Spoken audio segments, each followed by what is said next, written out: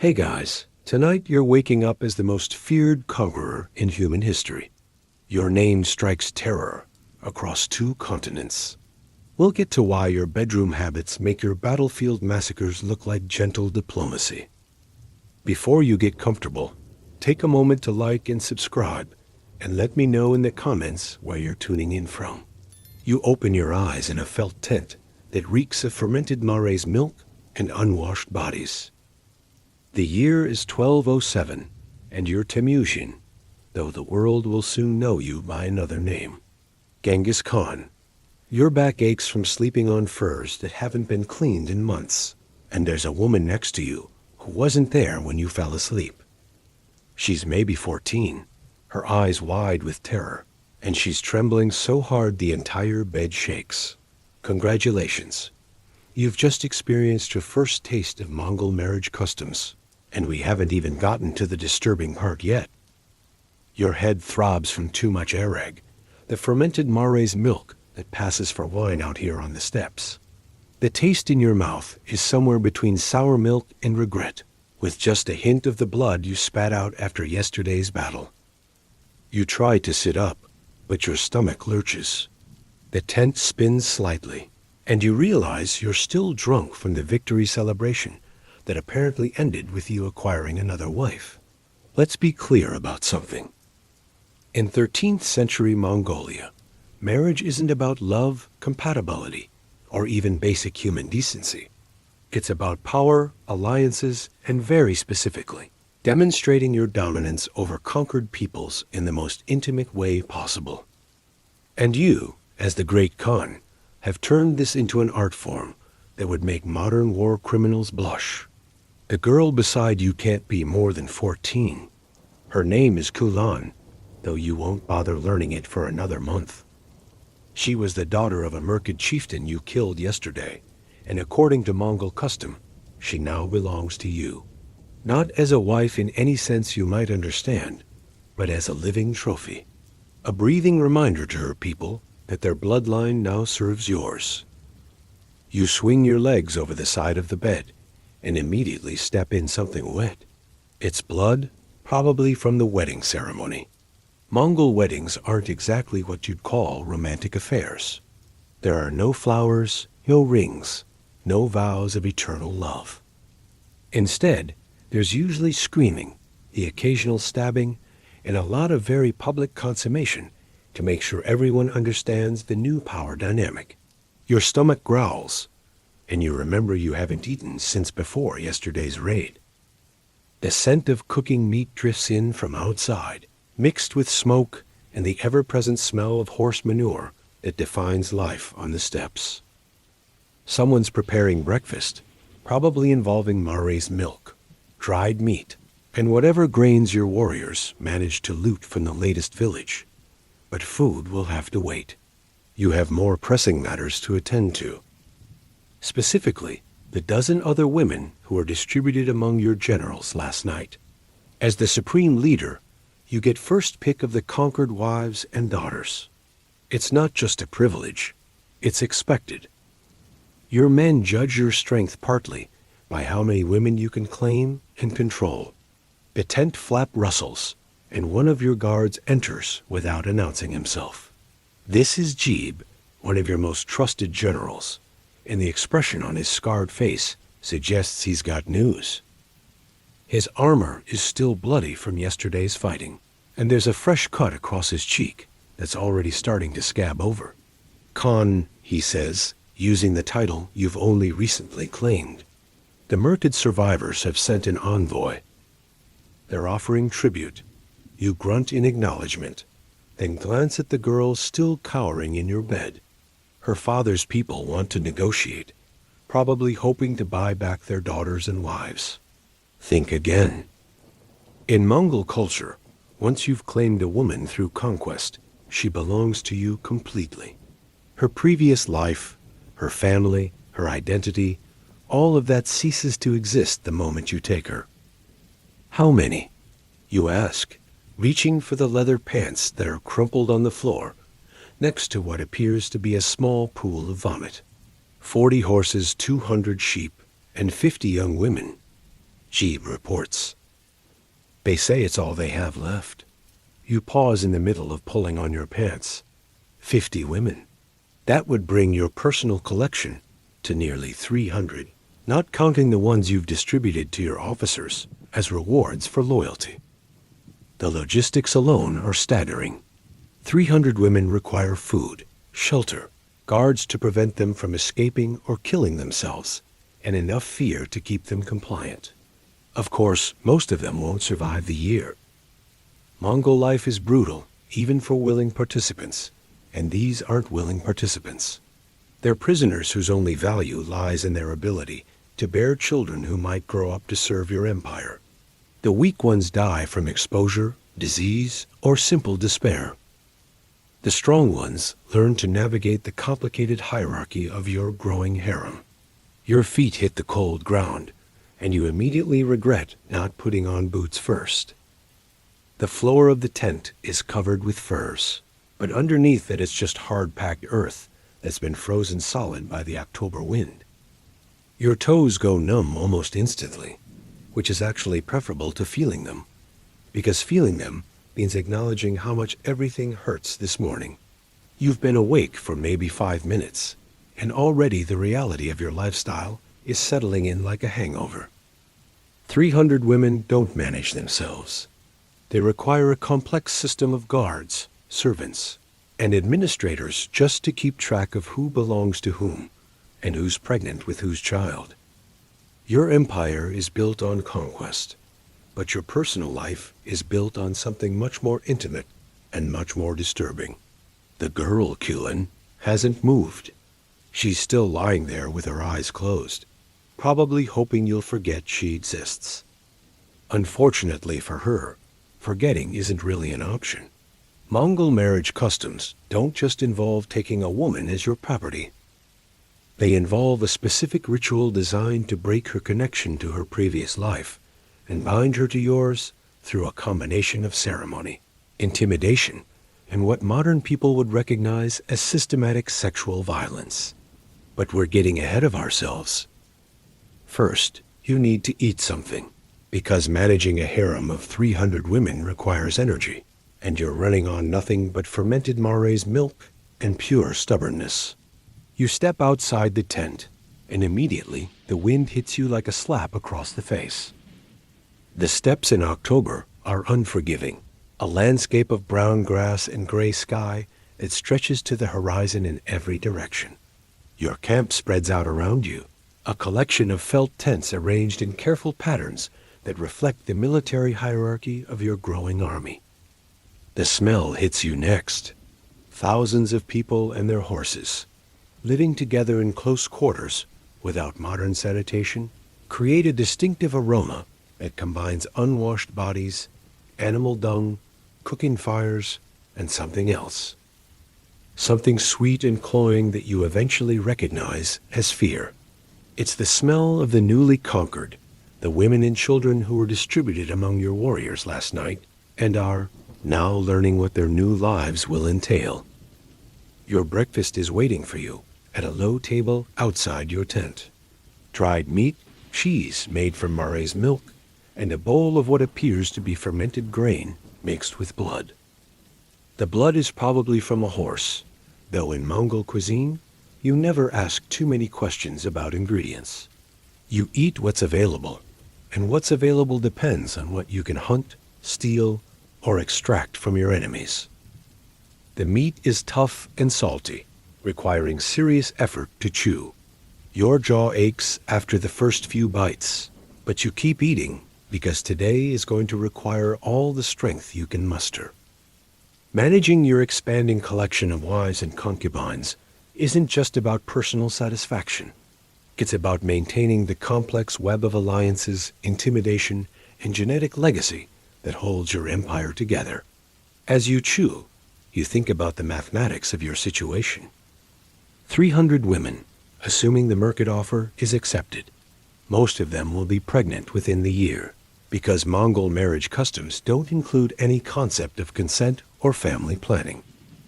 Your goal is to father as many children as possible, spreading your bloodline across the conquered territories and creating a genetic network of loyalty that will outlast your own life.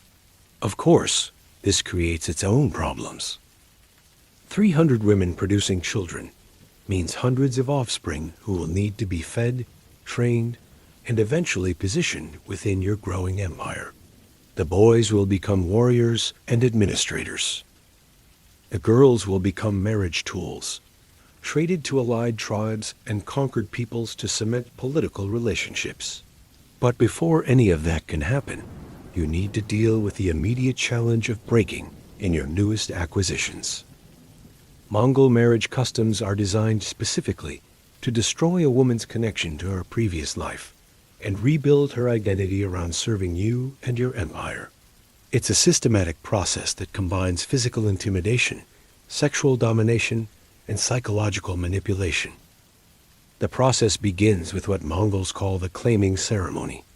This isn't a wedding in any recognizable sense. It's a public demonstration of ownership that serves several purposes. First, it establishes your right to the woman in front of your warriors and any surviving members of her family.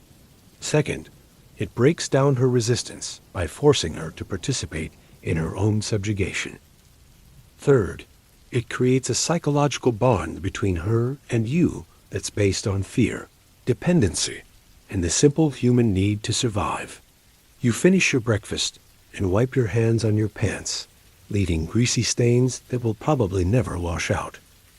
Personal hygiene isn't exactly a priority when you're living in felt tents and moving across the steppes with an army of 50,000 men and their horses. You smell like sweat, horsehair, and something else that you try not to think about too closely. Jeeb approaches again, this time with a different expression.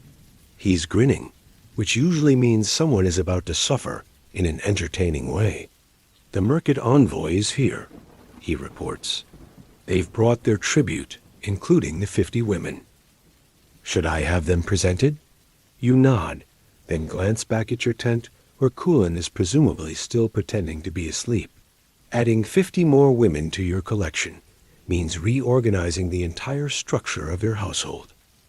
Your current wives and concubines are arranged in a careful hierarchy based on their origins, their children, and their usefulness to your political goals. New additions need to be integrated without disrupting the existing balance of power. Let's talk about that hierarchy, because it's more complex than you might expect. At the top are your primary wives, women from powerful families who brought political alliances with their marriages. These women have their own tents, their own servants, and considerable influence over how your empire is run. They're not just sexual partners, they're political advisors and the mothers of your most important heirs. Below them are secondary wives, usually daughters of conquered chieftains or women taken during raids. They have less status, but more freedom than the bottom tier, and they often serve as administrators for the lower-ranking women. Their children might become military officers or marry into allied tribes, depending on their abilities and your political needs. At the bottom are the concubines, women whose only value lies in their ability to bear children and provide physical satisfaction. They have no political status, no personal property, and no rights that you're obligated to respect. They exist solely to serve your needs and the needs of your empire. The 50 new women will need to be evaluated and sorted into these categories based on their ages, their family connections, and their physical condition. The young, attractive daughters of important families might become secondary wives. The rest will become concubines, assuming they survive the integration process. Because that's the thing about Mongol marriage customs that makes them particularly disturbing. They're designed to be traumatic. The shock and fear of being suddenly ripped from your family and forced into sexual servitude is considered a feature, not a bug. It breaks down psychological resistance and creates a dependency, relationship that's much easier to manage than dealing with women who maintain their sense of individual identity. You walk toward the area where the new arrivals are being held, passing groups of your warriors who are already eyeing the fresh additions with obvious interest.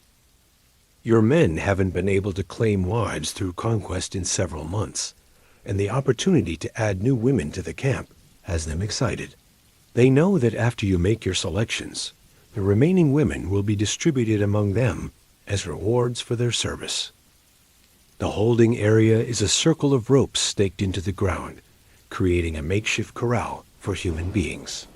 Inside, 50 women and girls huddled together, ranging in age from maybe 12 to 30. They're all wearing the same expression of blank terror, the look of people who know their lives have ended, but their bodies haven't caught up yet. Most of them are crying, though they're trying to do it quietly. Mongol warriors don't appreciate excessive emotional displays, and making too much noise can result in immediate punishment. A few of the younger ones have clearly been beaten already, sporting fresh bruises and swollen lips that suggest they tried to resist during the capture process. You walk slowly around the perimeter of the corral, examining your new acquisitions like livestock, which, from a legal standpoint in Mongol culture, is exactly what they are. Women captured in war become the property of their captors, with no more personal rights than horses or sheep. They can be traded, given as gifts, or killed at their owner's discretion. One girl catches your attention.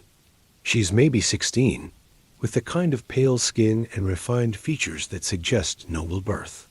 More importantly, she's not crying. She's standing straight, meeting your gaze directly, showing the kind of defiance it will need to be broken quickly before it spreads to the others. Her name, you learn from the Merkid envoy, is Bert. She was engaged to marry the son of another tribal leader before your raid disrupted those plans. Now she belongs to you, and her former fiancé is probably dead in a ditch somewhere outside his burned village.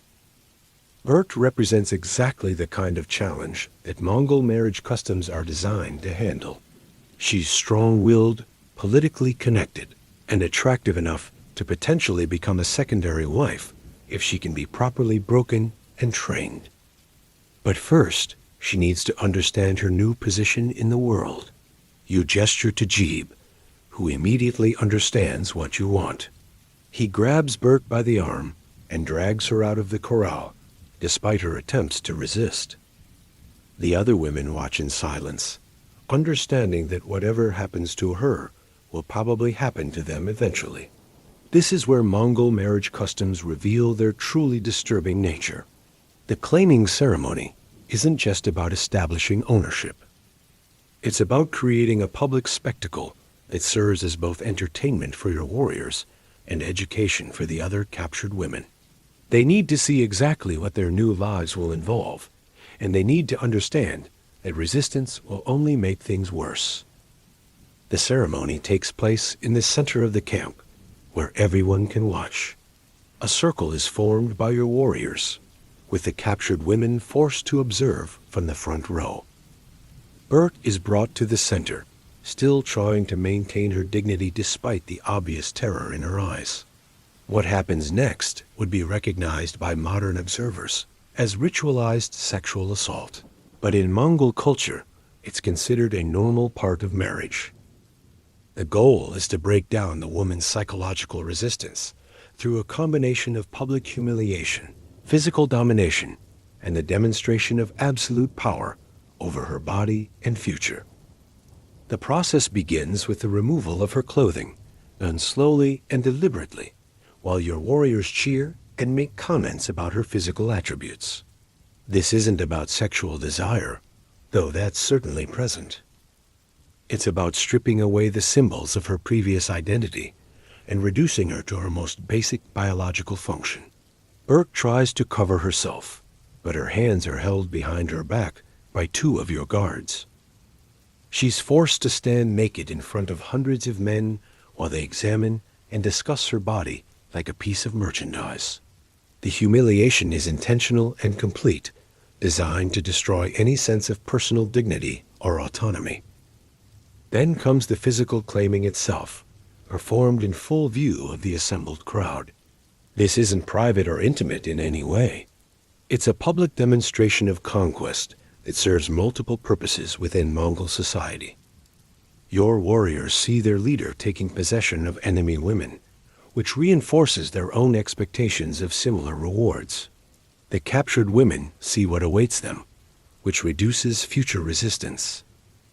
And any surviving enemy men understand that their daughters and wives now serve your bloodline.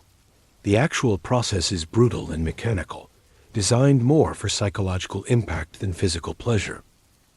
Bert is held down by guards while you mount her, and her screams are considered part of the entertainment.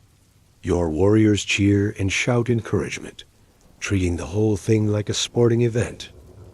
This continues until you've demonstrated complete physical dominance, at which point Bert is declared to be your wife according to Mongol custom. She's given a simple robe to cover herself and led back to a tent where she spent the next few days, recovering and learning the rules of her new existence. The other captured women have watched this entire process in silence, understanding that their turns are coming. Some of them will be claimed by your officers in similar ceremonies. Others will be distributed among your common soldiers as rewards for their service. A few might be kept as servants or traded to allied tribes for horses and weapons. But Bert's story is just beginning. Over the next few weeks, she'll undergo a systematic process designed to break down her connection to her previous life and rebuild her identity around serving you and your empire. It's a form of psychological conditioning that combines isolation, dependency, and the gradual introduction of small privileges that can be removed at any time. She'll be assigned to serve one of your primary wives, learning the complex hierarchy and rules that govern life in your household. She'll discover that cooperation brings slightly better food, warmer clothing, and protection from the casual violence that defines life in a Mongol war camp. Resistance brings hunger, cold, and the constant threat of being given to the common soldiers as a plaything. Most captured women break within the first month. They accept their new identities, learn to find small pleasures in their reduced circumstances, and eventually become willing participants in the system that enslaved them. It's a survival mechanism, but it's also the result of carefully designed, psychological manipulation that would be recognizable to modern experts in trauma and conditioning. The few who don't break usually don't survive. They're killed, abandoned, or given to the soldiers until they die from abuse or disease. Mongol society has no place for women who refuse to accept their assigned roles, and your empire is built on the understanding that resistance will be met with overwhelming force. As you watch Bert being led away, you're already thinking about the next phase of the process. Tonight, she'll be brought to your tent again, but this time the goal won't be public humiliation. Instead, it will be the beginning of her psychological conditioning, the slow process of breaking down her resistance and rebuilding her identity around serving your needs. This is where Mongol marriage customs reveal their most sophisticated and disturbing aspects. The initial violence and humiliation are just the opening moves in a longer game designed to create willing slaves who believe their subjugation is natural and inevitable. Tomorrow, we'll explore exactly how that conditioning process works and why it was so effective that it became the foundation for one of the largest empires in human history. But for now, you have 49 more women to evaluate, and the day is still young. The sun is climbing higher, and the temperature is starting to rise from painfully cold to merely uncomfortable. Your breath no longer forms visible clouds when you exhale, though the wind still cuts through your clothing like it has a personal grudge against your internal organs. You continue your inspection of the remaining captives, making mental notes about which ones might be suitable for your personal use and which ones should be distributed among your officers. It's a process that requires careful consideration of multiple factors: age, physical condition, family connections, and psychological resilience. The younger ones, girls who haven't yet reached full physical maturity, will be set aside for later use. Mongol custom doesn't prohibit marriage to children, but practical considerations make it more efficient to wait until they're capable of bearing children. Until then, they'll serve as servants and undergo the same conditioning process as the older women. The older women, those in their 20s and 30s, present different challenges and opportunities. They're more likely to have existing children, which creates complications for integration into your household. Mongol law gives you the right to kill the children of conquered enemies, but it's often more useful to keep them as servants or potential soldiers. These older women are also more likely to resist the conditioning process, having developed stronger personal identities and deeper connections to their previous lives. Breaking them requires more sophisticated techniques, but the results can be worth the effort. An older woman who successfully transitions to serving your empire can become a valuable administrator or trainer for younger captives. You pause in front of a woman who appears to be in her mid-20s, with the kind of practical clothing and calloused hands that suggests she's used to hard work. Her eyes are red from crying, but she's maintaining her composure better than most of the others. More importantly, she's clearly pregnant, probably about 4 or 5 months along, based on the size of her belly. Pregnant captives present unique opportunities and challenges. The child she's carrying was conceived by an enemy, but if properly managed, it can be raised as a loyal member of your empire.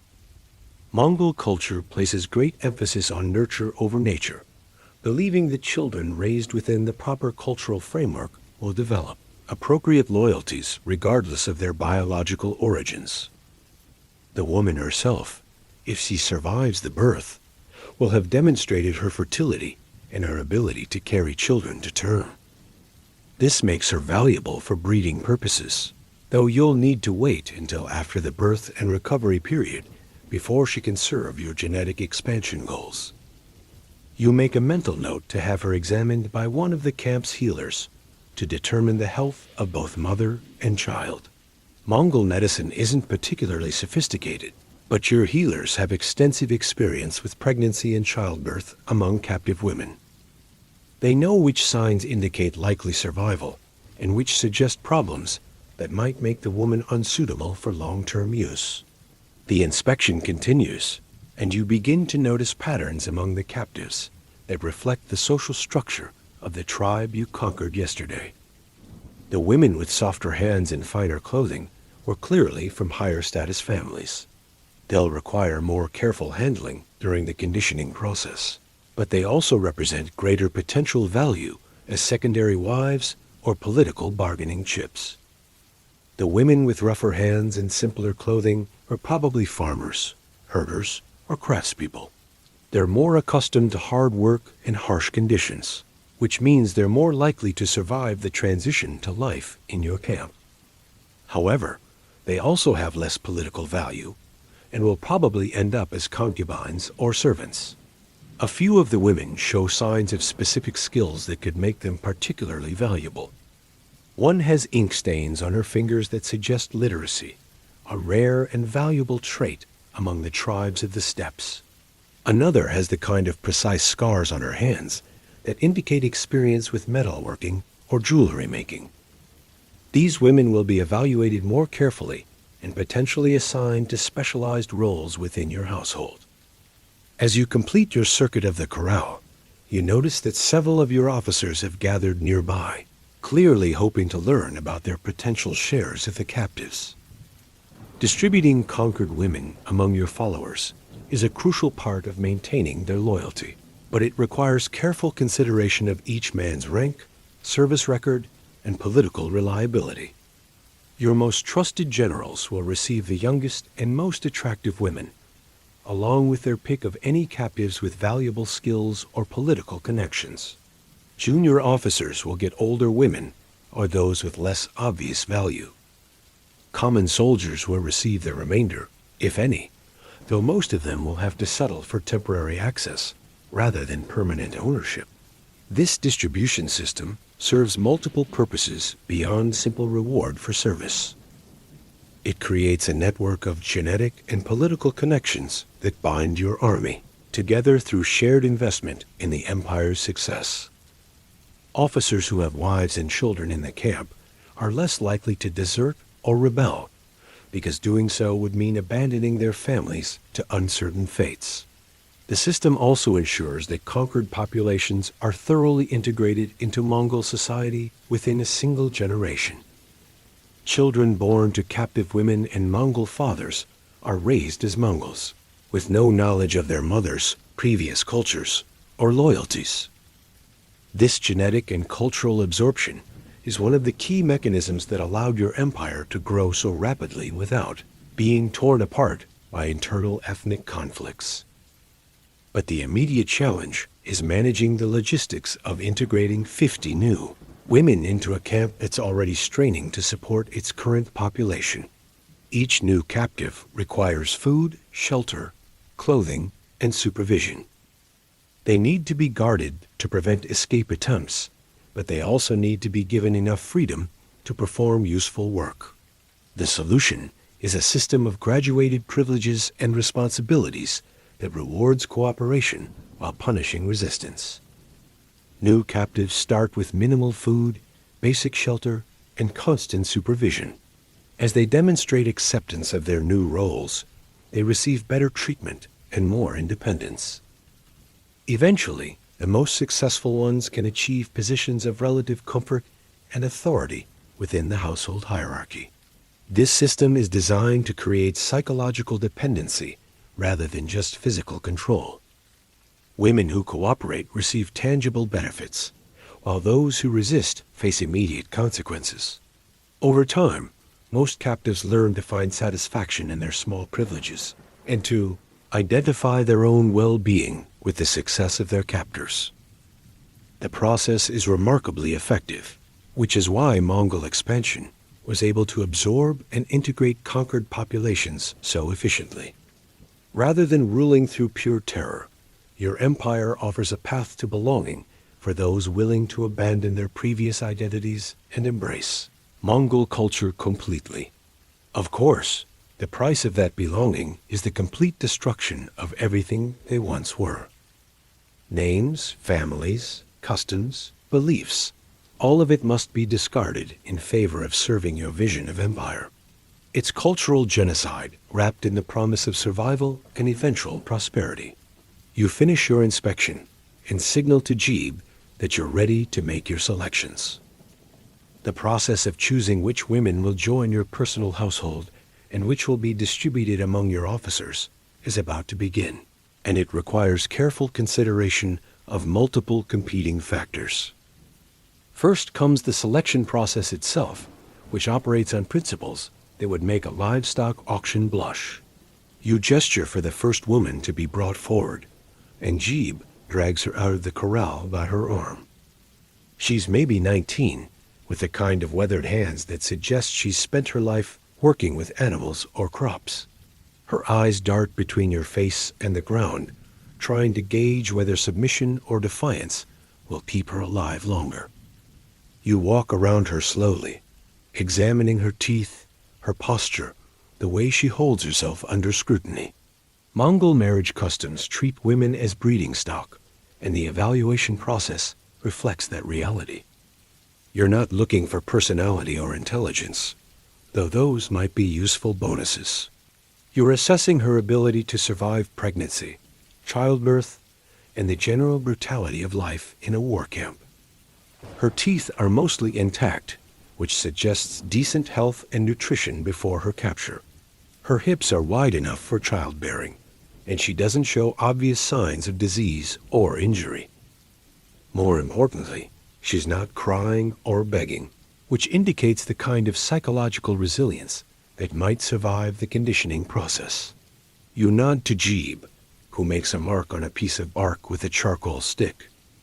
She's been selected for your personal household, though she doesn't know it yet.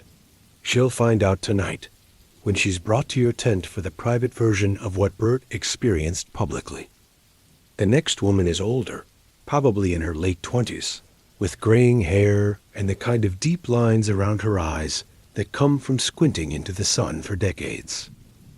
She's clearly been crying, but she's stopped now, having reached that numbed stage of grief where additional horror just bounces off. This one presents a different calculation. She's past her prime breeding years, but her age might mean she has useful skills or knowledge. Older women often serve as healers, storytellers, or craftspeople within their tribes. They also tend to be more compliant once broken, having learned through experience that resistance usually makes suffering worse. You examine her hands, noting calluses that suggest weaving or textile work. Her clothing, though dirty and torn, shows evidence of skilled construction and decoration. This woman was probably a valued member of her community, which makes her psychological destruction even more satisfying from a conquest perspective. She's selected as well, though she'll likely become a servant rather than a concubine. Her primary value lies in her skills and her potential usefulness in managing younger captives who still retain hope of escape or rescue. The selection process continues, and patterns begin to emerge. The youngest women, those under 16, are automatically selected for your household, regardless of other factors. They represent long-term investments, capable of bearing children for decades if properly managed.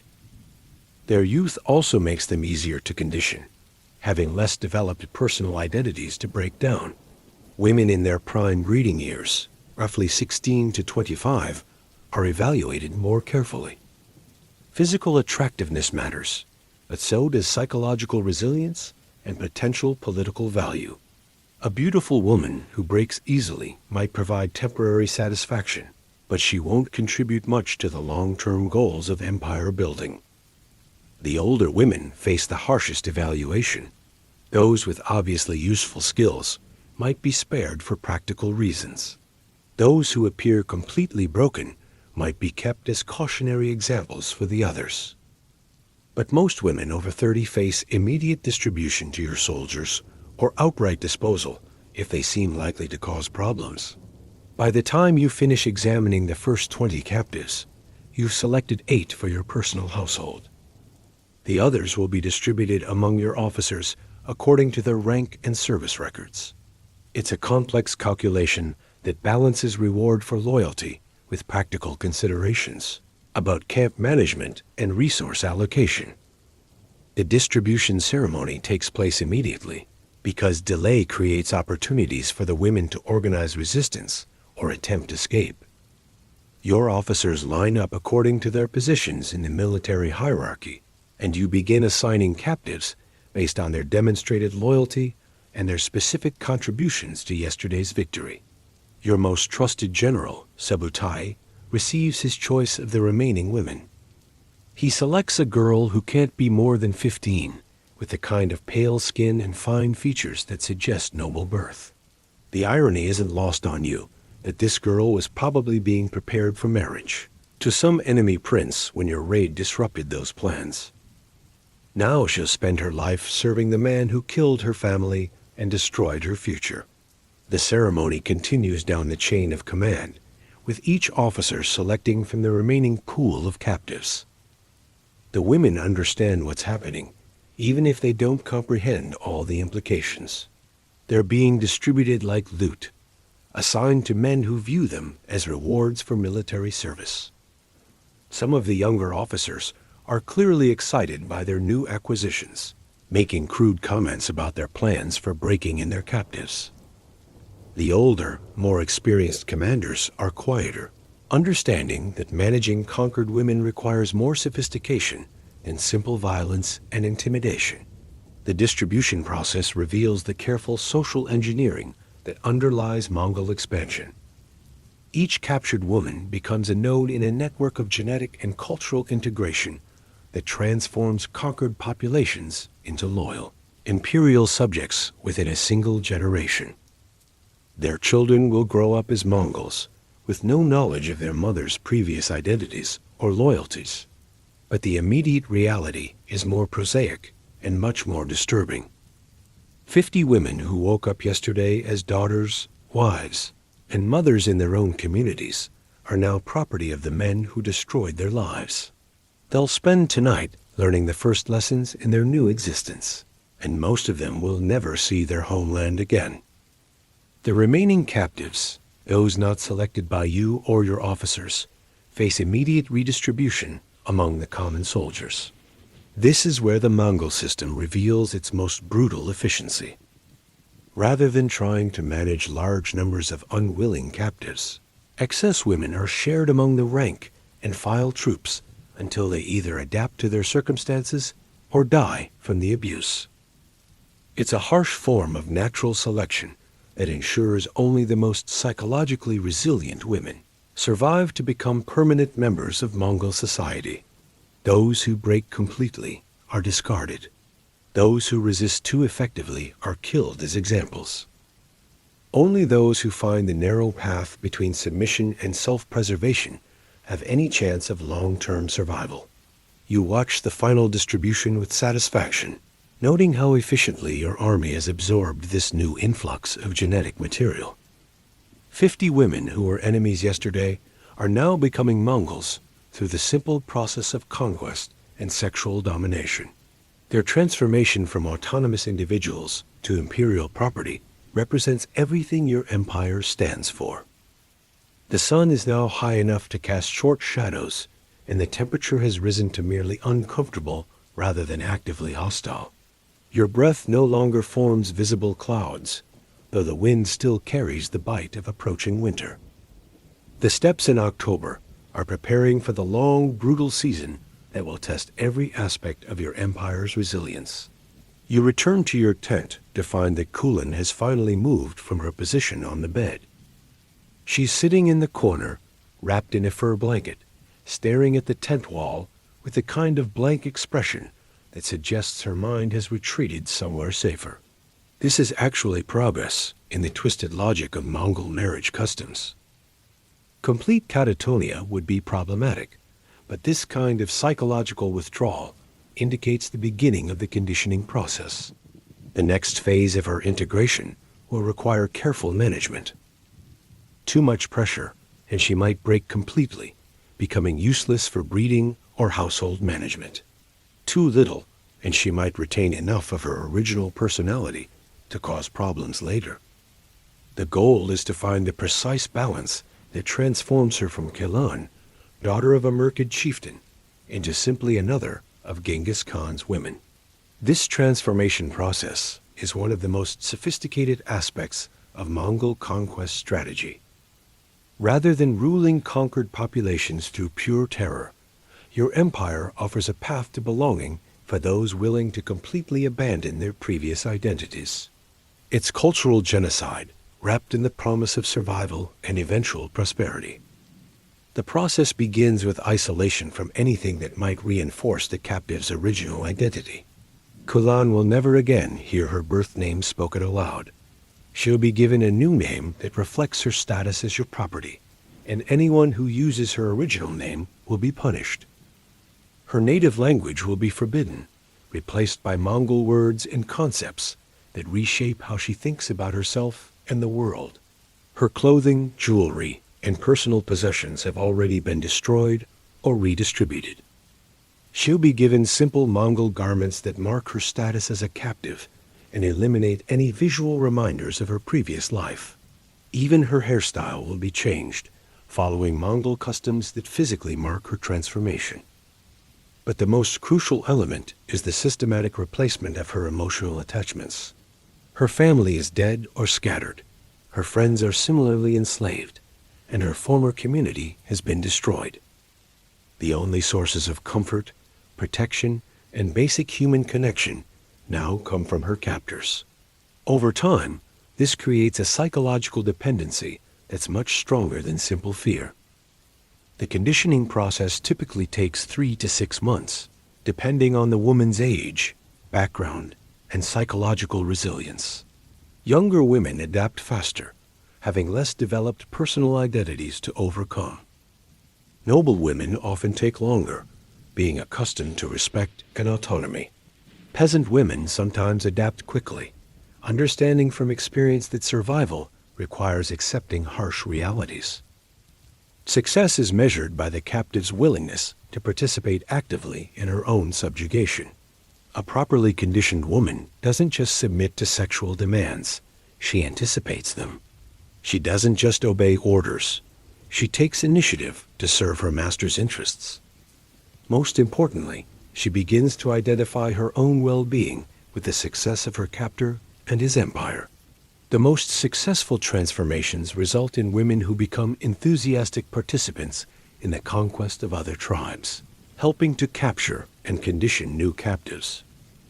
They understand that their own security depends on the continued expansion of the empire, and they work actively to ensure that expansion continues. This psychological transformation is reinforced through a carefully structured system of rewards and punishments. Cooperation brings better food, warmer clothing, protection from casual violence, and occasionally small privileges like jewelry or cosmetics. Resistance brings hunger, cold, beatings, and the constant threat of being given to common soldiers as a plaything. But the most powerful motivator is the promise of children. Women who successfully adapt to their new roles are allowed to bear children who will grow up as full members of Mongol society. These children represent both continuation of the mother's genetic line and proof of her successful integration into the empire. The children themselves become tools for ensuring their mother's continued loyalty. A woman might risk her own life attempting escape, but she's much less likely to abandon a child who represents her only remaining connection to hope and meaning. The empire's future literally grows from the wombs of conquered women who have been transformed into willing participants in their own cultural extinction. Kulan shifts slightly in her corner, drawing your attention back to the immediate situation. She's young enough that the conditioning process should be relatively straightforward, but her noble birth and the recent trauma of watching her father die might complicate things. Some women never recover from the shock of seeing their families destroyed, retreating into permanent psychological withdrawal that makes them useless for anything but the most basic physical functions. You walk over to where she's sitting and crouch down so your face is level with hers. She doesn't look at you, but her breathing quickens, indicating that she's aware of your proximity. This is another positive sign. Complete dissociation would be problematic, but fearful awareness suggests that her survival instincts are still functioning. "Look at me," you say quietly, using the Mongol phrase that will soon become as familiar to her as her own breathing. She doesn't respond immediately, so you reach out and turn her chin toward you with gentle but firm pressure. Her eyes meet yours for just a moment before darting away, but it's enough to establish the basic dynamic of command and compliance. Her eyes are red from crying, but they're not completely empty. There's still enough personality left to work with, enough sense of self to be systematically dismantled and rebuilt according to your requirements. The complete destruction of her original identity will take time, but the foundation for that destruction is already in place. "You belong to me now," you continue, still speaking softly. "Your old life is over. Your family is dead. Your name is forgotten. Everything you were before yesterday no longer exists." She flinches at each statement, which indicates that she's still processing the reality of her situation. This is actually preferable to immediate acceptance, which might suggest psychological damage that would interfere with the conditioning process. A certain amount of initial resistance is normal and even healthy, providing something to be broken down and rebuilt.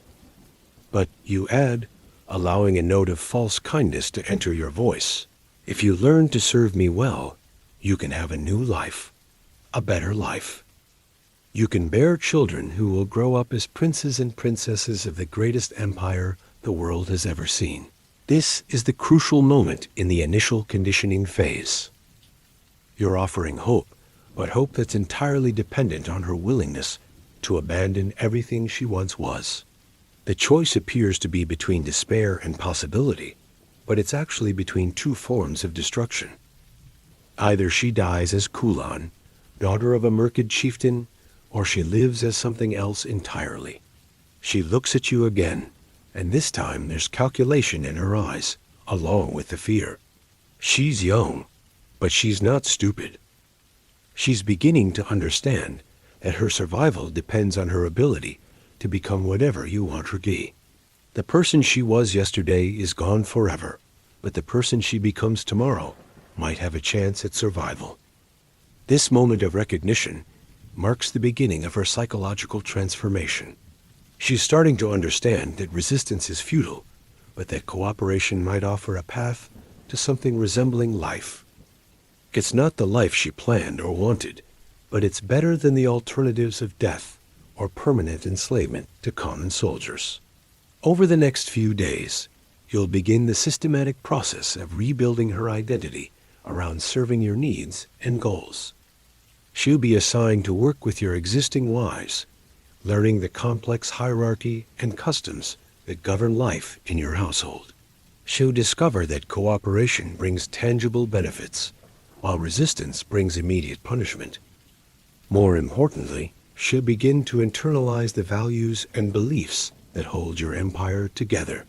She'll learn to see conquest as natural and necessary, to view resistance as futile and self-destructive, and to identify her own interests with the expansion of Mongol power.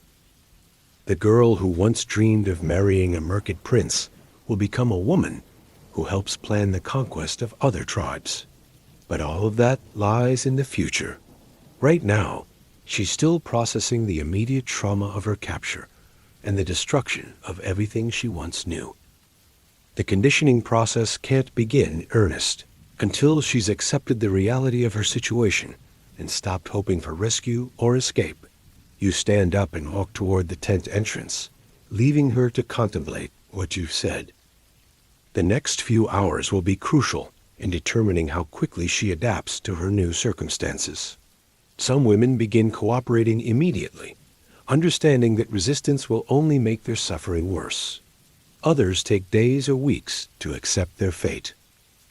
Outside the tent, your camp is bustling with the usual activities of a Mongol army on the move.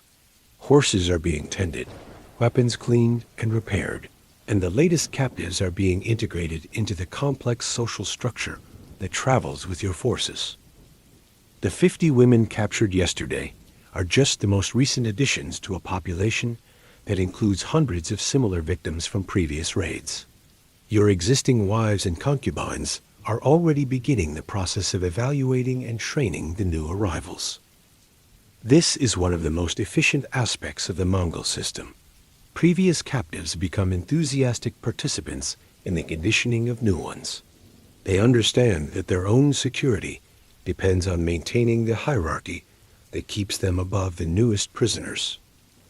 The process creates a self-reinforcing cycle of collaboration that makes rebellion almost impossible.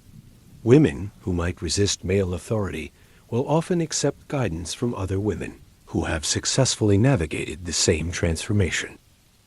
The experienced captives become teachers, showing the new ones how to survive and eventually thrive within the system that enslaved them all. This peer-to-peer conditioning is often more effective than direct coercion. A woman might reject commands from her male captor, but she'll listen to advice from another woman who has survived similar circumstances. The experienced captives can explain the unspoken rules, demonstrate the subtle behaviors that bring rewards, and provide the emotional support that makes psychological transformation possible. Of course, this system also creates intense competition among the captive women. Your attention and favor are limited resources that must be divided among hundreds of women. Those who successfully attract your interest receive better treatment, while those who fail to stand out face relegation to lower status positions. This competition serves multiple purposes within the broader structure of your empire. It prevents the women from organizing collective resistance, since they're too busy competing with each other for individual advantage. It also ensures that only the most adaptable and intelligent women rise to positions of influence, creating a natural selection process that strengthens the entire system. The women who successfully navigate this competition often become powerful figures within your household, wielding significant influence over both other captives and imperial policy. They might start as terrified prisoners, but they can end up as trusted advisors whose opinions carry weight in decisions about trade, diplomacy, and military strategy. This transformation from victim to collaborator represents one of the most psychologically complex aspects of Mongol conquest. The system doesn't just destroy existing social structures. It rebuilds them with former victims as enthusiastic participants. The women who once mourned the destruction of their tribes become active agents in the destruction of others. Walking through your camp, you can see this process in action. Former captives from dozens of different tribes now work together as Mongols, their original identities completely subsumed into their new roles. They speak Mongol, dress as Mongols, and think of themselves as members of your empire rather than survivors of its expansion. Their children, born into this transformed world, have no memory of their mother's previous lives. They grow up as Mongols, completely integrated into the empire's cultural and political structures. Within a single generation, entire conquered populations are absorbed and transformed, their genetic heritage preserved, but their cultural identity completely erased. This genetic and cultural integration is what allows your empire to expand so rapidly without fragmenting under the pressure of managing diverse conquered populations. Rather than ruling over sullen, resistant subjects, you're creating new Mongols who genuinely believe in the empire's mission and their own roles within it. The process isn't perfect, of course. Some women never fully adapt, remaining psychologically broken or perpetually resentful. These failures are simply discarded, killed, or abandoned when they become too troublesome to manage. The system is designed to identify and eliminate those who cannot be transformed, while nurturing and promoting those who embrace their new identities. But the success rate is remarkably high, which explains how your relatively small tribe has been able to conquer and absorb populations many times its original size. Every successful conquest doesn't just add territory and resources. It adds new Mongols who are genuinely committed to further expansion. You pause near a group of your existing wives who are examining some of the newly captured women. They're discussing the newcomers' potential roles, evaluating their skills and personalities with the expertise of experienced managers. These women were once captives themselves, but now they're active participants in the system that enslaved them. One of them, Yesui, was captured during a raid on the Tatars 3 years ago.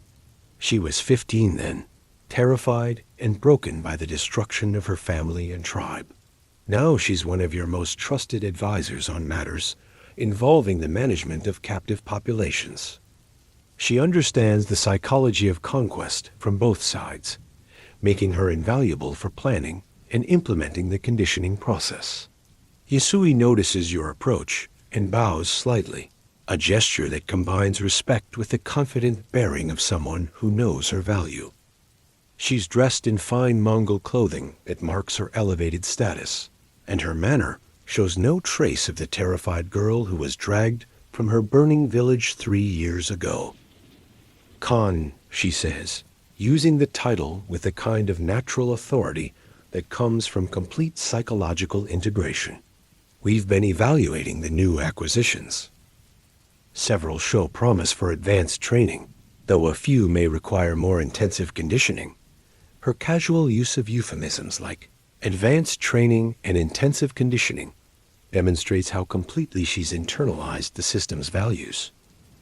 She's not talking about torture and brainwashing.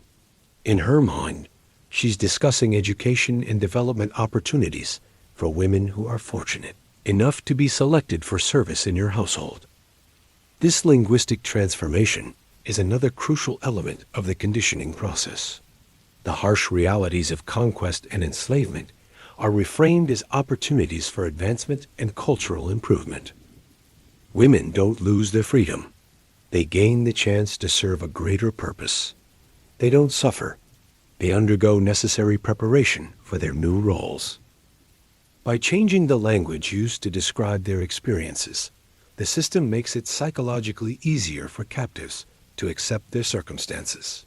It's harder to maintain resistance when the dominant narrative frames your situation as an opportunity rather than a tragedy. Over time, many captives begin to genuinely believe this reframing, seeing their capture as a stroke of fortune rather than a catastrophe. Yasui continues her report, discussing each of the new captives with the kind of professional detachment you might expect from a military officer briefing on captured equipment. She's identified the most promising candidates for your personal attention, noted those with useful skills who might serve administrative functions, and flagged several who may require disposal if they prove unable to adapt. Her analysis is thorough and professional, reflecting the expertise she's developed through years of managing similar situations. She understands the subtle signs that indicate a woman's likelihood of successful adaptation, and she can predict with remarkable accuracy which captives will become valuable assets and which will become problems.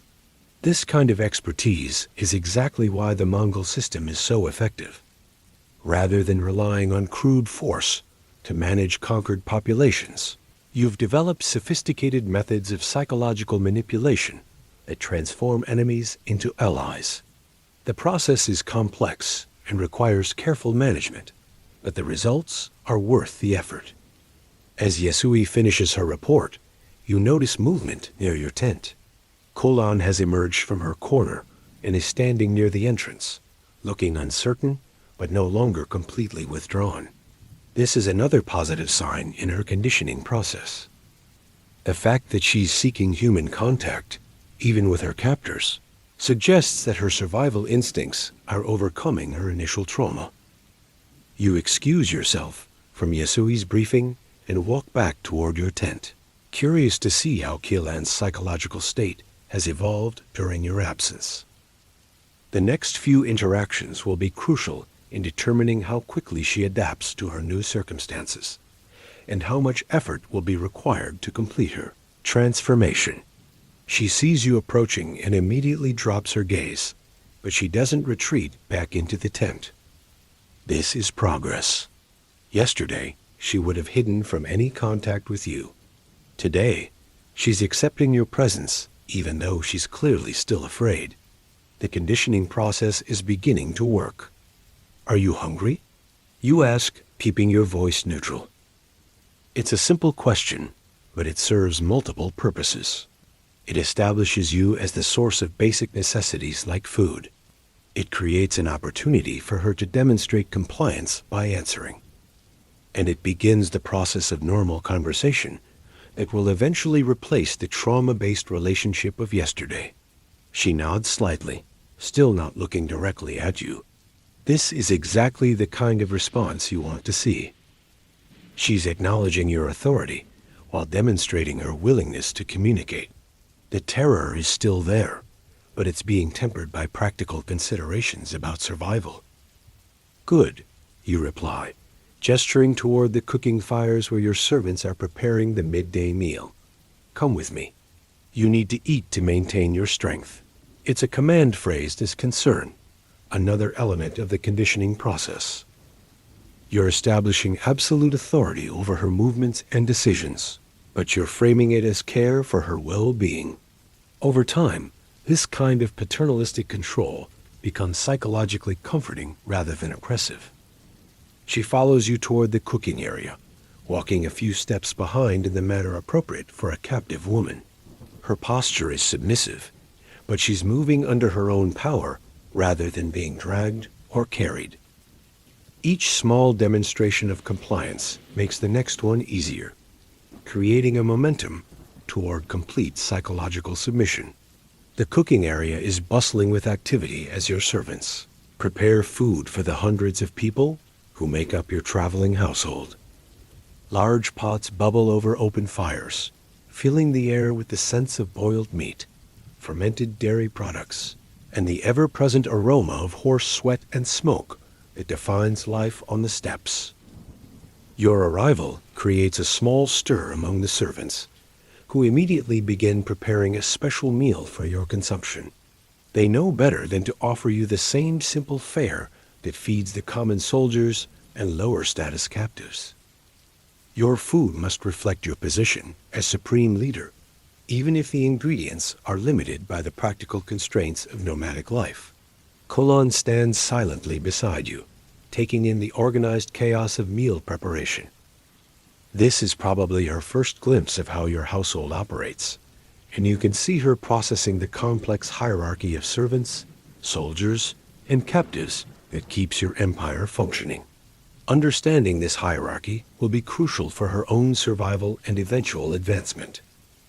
A servant approaches with bowls of food, offering you the choicest portions while providing Kulan with a simpler meal appropriate to her current status. The difference in treatment is deliberate and obvious, designed to reinforce the power dynamics that govern her new life. She's being fed, which demonstrates your benevolence, but she's not being treated as an equal, which maintains the proper relationship. You eat in silence, allowing her to observe the normal rhythms of camp life without the pressure of forced conversation. This is another element of the conditioning process. She needs to see that life in your household follows predictable patterns, that there are rules and customs that govern behavior, and that compliance with those rules brings stability and security. As you finish your meal, you notice that she's eaten most of her food despite her obvious distress. This is another positive sign. Women who refuse to eat often die quickly, either from starvation or from the infections that thrive in weakened bodies. The fact that she's maintaining her physical health suggests that her psychological adaptation is proceeding normally. The afternoon brings new challenges as reports arrive from your scouts about the movements of other tribes in the region.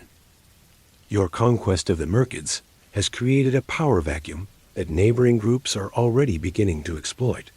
Some are fleeing the area entirely, hoping to avoid your attention. Others are forming alliances, preparing to resist your expansion. This intelligence creates immediate tactical decisions about your next moves. Do you pursue the fleeing tribes, potentially overextending your supply lines or preventing them from organizing resistance elsewhere? Do you attack the forming alliance before it can consolidate, risking a major battle against prepared enemies? Or do you consolidate your recent gains, giving your army time to rest and integrate new recruits? These decisions affect not just military strategy, but also the management of your growing population of captive women. Each new conquest brings fresh victims who require conditioning and integration. Each battle and integration, but your existing infrastructure is already strained.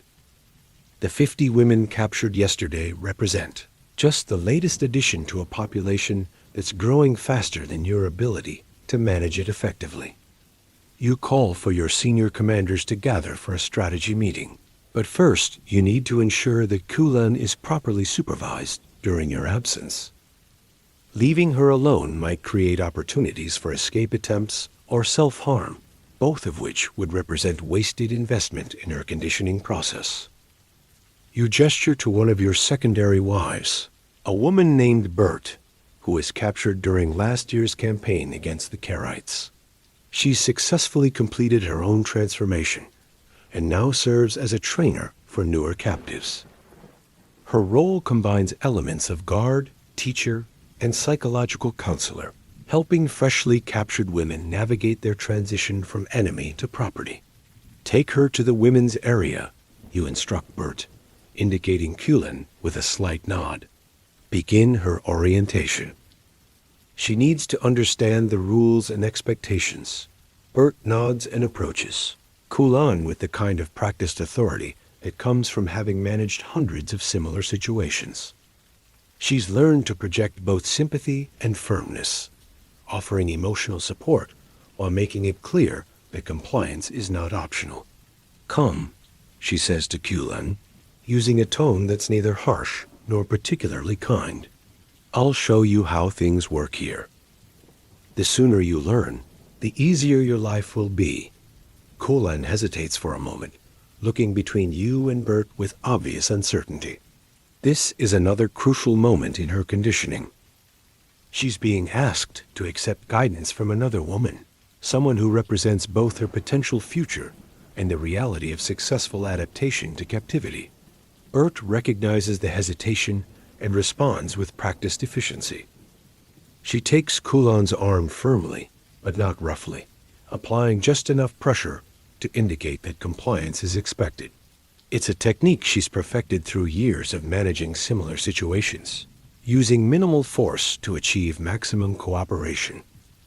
The Khan has many responsibilities, Bert explains as she guides Kulan away from the cooking area. You're fortunate that he's taking personal interest in your development. Most captives never receive such attention. This reframing is another crucial element of the conditioning process. Kulan's capture and enslavement are being presented as a form of privilege, an opportunity to serve someone important rather than a tragedy that's destroyed her life. Over time, many captives begin to genuinely believe this narrative, seeing their circumstances as fortunate rather than horrific. You watch them walk toward the section of camp where your women are housed, noting how Bert maintains control through a combination of physical guidance and psychological manipulation.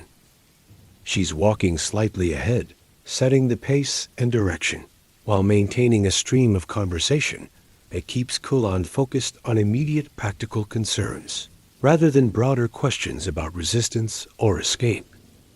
The women's area is a complex of interconnected tents, arranged around a central courtyard where various domestic activities take place. It's designed to be both functional and secure, providing space for the hundreds of women who now belong to your household, while making unauthorized departures difficult or impossible.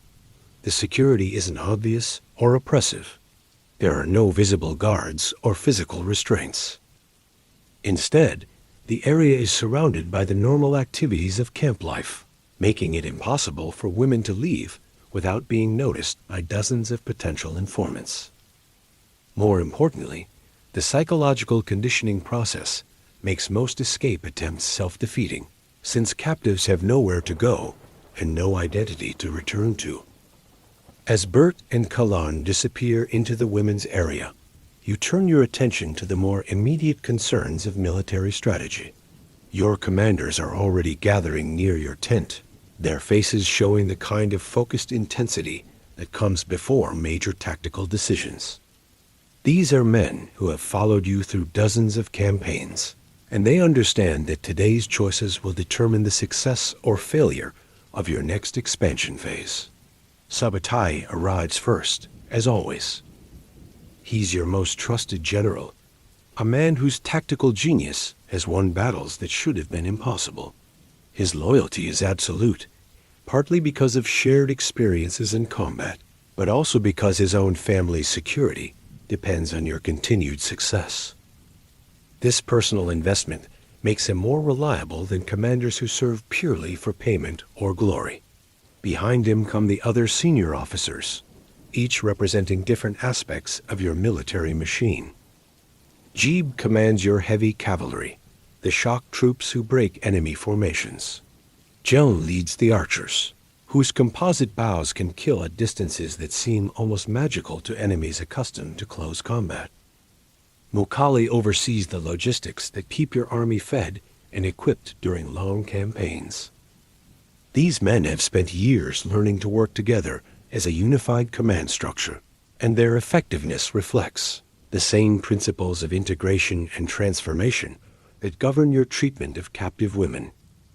They come from different tribes and backgrounds, but they've been molded into a single instrument of conquest that operates according to Mongol principles and priorities. The meeting begins with intelligence reports from your scouts, who have been monitoring the movements of potential targets throughout the region. The information is detailed and current, reflecting the sophisticated intelligence network you've developed to support your expansion efforts. Knowledge of enemy movements, resources, and alliances is just as important as superior tactics and weapons. The Tatars are reorganizing after last month's defeat, gathering survivors and recruiting allies for what appears to be a major counteroffensive. They've established a fortified camp about 3 days' march to the east, and they're sending envoys to other tribes seeking support for a coordinated resistance effort. This presents both opportunities and risks. Attacking them before they can complete their preparations might eliminate a major threat, but it would also expose your army to a potentially costly battle against defensive positions. Waiting might allow them to grow stronger, but it would also give you time to complete the integration of your recent conquests. The Karaites, meanwhile, are pursuing a different strategy. Rather than organizing military resistance, they're withdrawing deeper into their traditional territories while negotiating with Chinese officials about potential alliances. This represents a more subtle but potentially more dangerous threat, since Chinese military technology and resources could shift the balance of power significantly. Your commanders discuss these developments with the kind of professional detachment that comes from years of similar analyses. They're not just planning battles. They're designing campaigns that will reshape the political landscape of the entire region. Each decision affects not just immediate military outcomes, but also long-term strategic positioning. Subutai advocates for immediate action against the Tatar alliance, arguing that delays will only strengthen enemy positions. His reasoning is sound from a purely military perspective, but it doesn't account for the broader complexities of managing your expanding empire.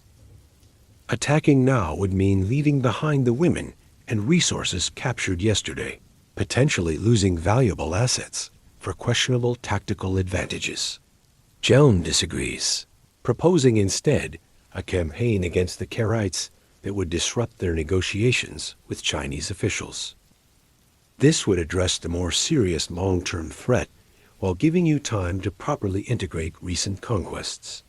However, it would also require longer supply lines and more complex logistics, increasing the risks of campaign failure.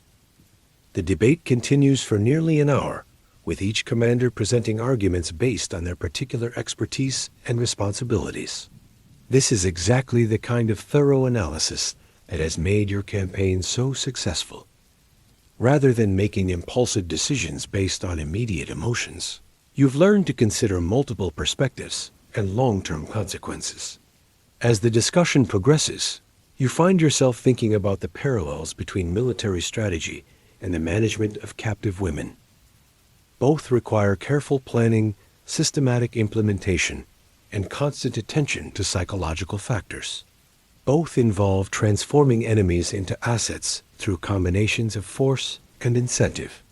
Both depend on understanding human nature well enough to predict and control behavior. The conditioning of Kulan, for example, requires the same kind of long-term thinking that guides your military campaigns. Rushing the process might achieve immediate compliance, but it could also create psychological damage that makes her less valuable in the long run. Taking time to properly break down her resistance and rebuild her identity will produce better results, just as patient campaign planning produces more decisive victories. Your commanders eventually reach consensus around a modified version of Subutai's original proposal. You'll attack the Tatar alliance, but only after completing the integration of yesterday's captives and repositioning your supply bases to support the offensive. This approach balances immediate tactical needs with longer-term strategic requirements. The meeting concludes with detailed assignments for each commander, covering everything from troop movements to logistics coordination. Implementation will begin immediately, with the understanding that success depends on precise execution of complex, interconnected plans. There's no room for improvisation or individual initiative. Every element must work together according to the overall design. As your commanders disperse to begin their preparations, you return to the immediate concerns of managing your household. The afternoon is advancing, and Kalan should be well into her first orientation session by now.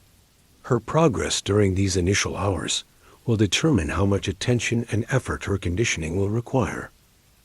You walk toward the women's area, noting the sounds of normal domestic activity that indicate successful camp management. Conversations in multiple languages, the rhythmic sounds of textile work, children playing games that help them learn essential skills. It's the sound of a complex society functioning efficiently, despite being composed primarily of former enemies. The central courtyard of the women's area is busy with various activities that serve both practical and psychological functions. Groups of women work together on tasks like food preparation, textile production, and childcare, creating social bonds that make individual escape attempts less likely. The work itself is essential for maintaining camp operations, but it also provides structure and purpose that help captives adapt to their new circumstances.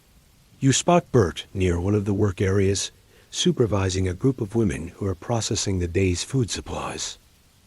She notices your approach and immediately comes over to provide an update on Kalan's orientation progress.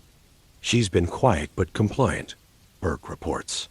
She's observing the work patterns and asking appropriate questions. No signs of resistance or psychological breakdown. This is exactly the kind of progress you want to hear about.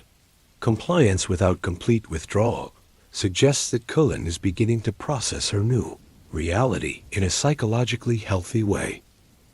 She's not fighting the conditioning process, but she's also not retreating into the kind of catatonic state that makes further development impossible. Where is she now? You ask, scanning the courtyard for signs of your newest acquisition. Bert points toward a group of women who are working with textiles, teaching newer captives the specific techniques and patterns that mark Mongol clothing and household goods. This kind of cultural education is a crucial element of the integration process, helping captives learn the visual and practical symbols of their new identity. You can see Kulan sitting slightly apart from the main group, watching the work with obvious interest, but not yet participating directly. This is normal behavior for someone in her situation. She's gathering information about expectations and procedures without committing herself to full participation. It's a cautious approach that suggests intelligence and psychological resilience. One of the older women, a former Naaman captive who has been with your household for several years, is explaining the significance of different weaving patterns and their relationship to status within Mongol society. This woman has become an expert teacher, helping newer captives understand the complex social codes that govern their new lives. The teaching process serves multiple functions beyond simple skill development. It creates mentorship relationships between experienced and newer captives, providing emotional support that makes the transition easier. It also reinforces the hierarchy within the women's area, with successful adapters gaining status through their teaching roles. Most importantly, it begins the process of cultural transformation that will eventually erase Kulan's connection to her original identity. Learning to create Mongol textiles means learning to think like a Mongol, to value what Mongols value, and to see the world through Mongol categories and concepts. You approach the textile group quietly, not wanting to disrupt the teaching process, but curious to observe Kulan's behavior when she doesn't know she's being watched. Her body language and responses to instruction will provide valuable information about her psychological state and adaptation potential. She's leaning forward slightly, showing genuine interest in the weaving demonstration. Her questions are practical and intelligent, focused on understanding the technical requirements rather than challenging the underlying assumptions. This suggests that she's beginning to accept the necessity of learning these skills, even if she hasn't yet embraced the cultural values they represent.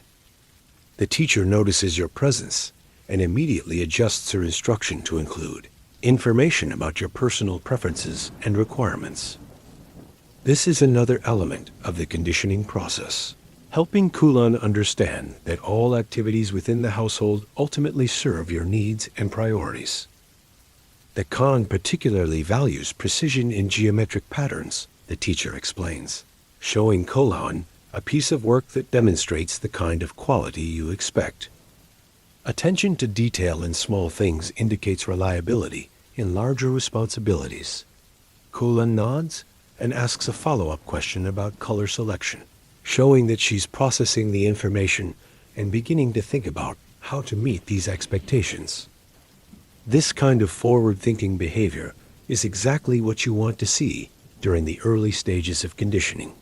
After observing for several more minutes, you decide to intervene directly in the teaching process.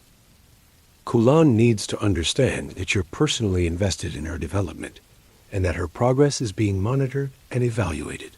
This creates additional pressure to succeed while also suggesting that success will bring personal attention and potential rewards. How is she progressing? You ask the teacher, speaking loudly enough for Cullen to hear clearly. Very well, Khan, the teacher responds immediately. She learns quickly and asks intelligent questions. With proper guidance, she could become quite skilled. Kulan looks up at you with an expression that combines fear, hope, and curiosity. She's starting to understand that her survival and potential advancement depend on your personal approval, but she's also beginning to calculate what behaviors might earn that approval most efficiently. She shows promise. You tell the teacher while keeping your eyes on Kulan. Continue her instruction. I want daily reports on her progress. The formal nature of this conversation serves multiple purposes. It establishes clear expectations for both teacher and student, creates accountability mechanisms that ensure consistent progress, and demonstrates to Kulan that her development is being managed according to systematic principles rather than arbitrary whims. More importantly, it begins the process of making her complicity seem like achievement. By framing her adaptation as progress and success, the conditioning process transforms collaboration into a source of personal pride rather than shame. Over time, many captives begin to compete for recognition of their successful integration, forgetting that they're celebrating their own psychological destruction. As you prepare to leave the textile area, you notice that several other captives have been watching your interaction with obvious interest. This is another crucial element of the conditioning system. Public attention from you, even brief and task-focused attention, represents valuable social currency within the women's hierarchy. The women who receive your notice gain status among their peers, while those who are ignored understand that they need to work harder to attract favorable attention. This creates constant pressure for improvement and compliance, as every captive understands that her relative position depends on your personal evaluation of her progress. You walk back toward your tent, noting how the late afternoon light is beginning to fade across the steppes. The temperature is dropping again as the sun sinks toward the horizon, and smoke from cooking fires is starting to thicken the air. Evening brings its own rhythms and challenges in a Mongol war camp. The day's military preparations are nearly complete, with your commanders finalizing details for tomorrow's movement toward the Tatar positions. Weapons have been inspected and sharpened, horses fed and groomed, supplies organized for efficient transport. Your army operates with the kind of mechanical precision that comes from years of similar campaigns. But the evening also brings more intimate considerations. Tonight, you'll need to continue Kulan's conditioning with more direct personal attention. The public humiliation and social orientation were just the beginning.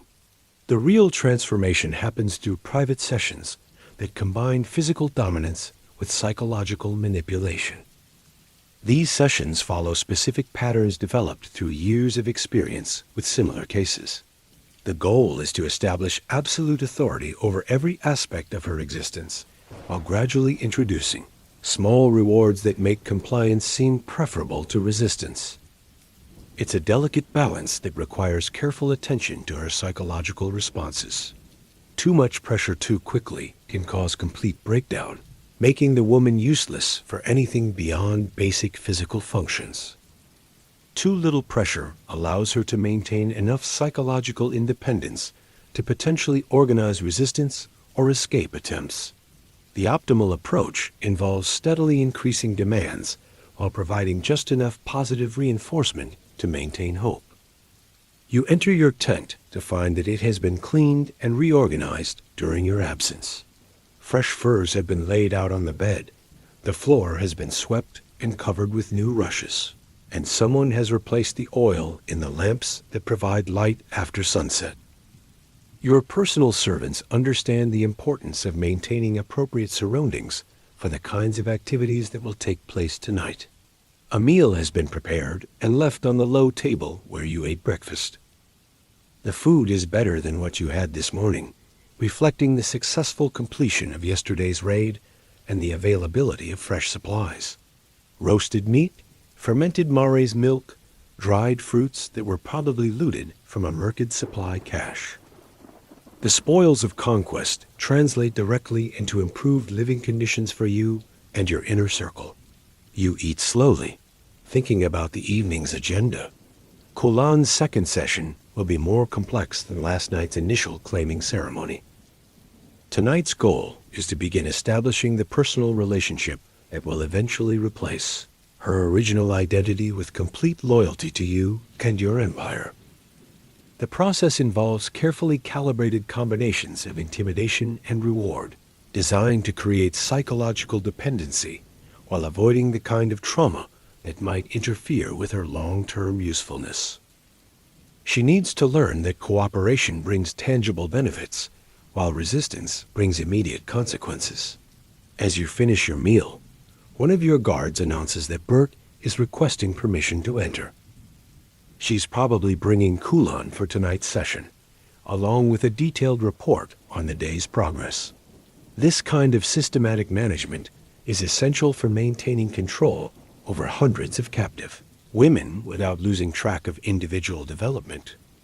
Enter, you call, and Bert steps into the tent followed by Kulan, who is now wearing simple Mongol clothing that marks her status as a captive undergoing conditioning. The transformation is already visible in her posture and behavior. She's walking more quietly, keeping her eyes lowered, responding immediately to Bert's guidance. Khan, Bert begins, using the formal tone appropriate for official business. The captive has completed her initial orientation. She understands basic expectations and has demonstrated appropriate compliance during instruction. Kulan stands silently beside Bert, clearly nervous, but no longer showing the kind of blind terror that characterized her behavior this morning. This is exactly the kind of progress you want to see after a full day of conditioning activities. Any problems? You ask, though you expect the answer to be negative, given Bert's professional competence and experience. Minor resistance to some cultural requirements, Bert reports. She was reluctant to abandon her original hairstyle and needed encouragement to accept Mongol clothing. Nothing that couldn't be managed through standard techniques. This kind of resistance is completely normal and actually somewhat encouraging. Women who accept every change immediately often do so because they've suffered psychological damage that makes them less valuable in the long run. A certain amount of initial resistance suggests that Kulan retains enough personality to be systematically rebuilt according to your requirements. Good. You tell Bert. You may leave us now. I'll handle her evening instruction personally. Bert nods and exits the tent, leaving you alone with Kulan for the first time since this morning. The difference in her demeanor is remarkable. This morning she was completely withdrawn, barely responding to direct commands. Now she's standing upright, making occasional eye contact, clearly processing information about her environment and situation. Sit, you tell her, gesturing toward the furs near the fire. It's a simple command that serves multiple purposes. It establishes your authority over her movements. It creates an opportunity for her to demonstrate compliance. And it positions her in the location where tonight's activities will take place. She moves to the indicated spot without hesitation, settling onto the furs with the kind of careful attention to your reactions that suggests she's learning to read your moods and preferences. This is another positive sign. Women who remain completely self-absorbed often take much longer to adapt to their new circumstances. You remain standing, using your physical position to reinforce the power dynamic that governs your relationship. She looks up at you with an expression that combines fear, curiosity, and something that might be the beginning of calculation. She's starting to understand that her survival depends on her ability to anticipate and satisfy your requirements. "Tell me what you learned today," you say, keeping your voice neutral. This isn't really a question about specific information. It's an assessment of her psychological state and her willingness to engage in the kind of cooperative interaction that will define her future relationship with you. "I learned about the proper way to prepare Mongol textiles," she responds quietly. "About the importance of precision in patterns and colors. About the hierarchy among the women and how to show appropriate respect." Her answer demonstrates several important developments. She's speaking in complete sentences, indicating that the initial trauma isn't interfering with her cognitive functions. She's focusing on practical information rather than emotional responses, suggesting that she's beginning to think strategically about her situation. Most importantly, she's framing her responses in terms of your cultural values rather than challenging those values from her original perspective. "What else?" you prompt, wanting to assess the depth of her psychological transformation. "I learned that cooperation brings better treatment," she continues, her voice gaining slightly more confidence. "That the women who serve you well receive protection and status. That resistance only makes things more difficult. This is exactly the kind of understanding you want her to develop." She's not just learning specific skills or behaviors. She's internalizing the fundamental logic that governs life in your empire. Cooperation brings rewards. Resistance brings punishment. Individual welfare depends on collective success. But more importantly, she's beginning to accept these principles as natural and reasonable rather than imposed and arbitrary. This represents the crucial transition from external compliance to internal acceptance that marks successful conditioning. "Good," you tell her, moving to sit on the edge of the bed where you can observe her more closely. "Tonight we'll continue your education in more personal matters." Her breathing quickens slightly at this statement, but she doesn't show the kind of panicked response that might indicate psychological breakdown. She's afraid, which is appropriate and healthy, but she's not overwhelmed by that fear. This suggests that she's developing the kind of psychological resilience that will allow her to adapt to increasingly demanding requirements. The evening light filtering through the tent walls is fading rapidly, and the temperature inside the tent is beginning to drop. Outside, you can hear the normal sounds of a camp preparing for night. Horses being settled, guards taking their positions, the distant murmur of conversations around cooking fires. These familiar sounds provide a backdrop of normalcy that helps make what's about to happen seem like a natural part of daily life rather than an extraordinary violation. This is another element of the conditioning process. By embedding traumatic experiences within routine contexts, the system makes them psychologically easier to accept and integrate. You reach for one of the oil lamps and adjust the wick to provide more light. The increased illumination serves practical purposes, but it also has psychological effects. Colon will be unable to hide her reactions or retreat into the psychological protection that darkness might provide.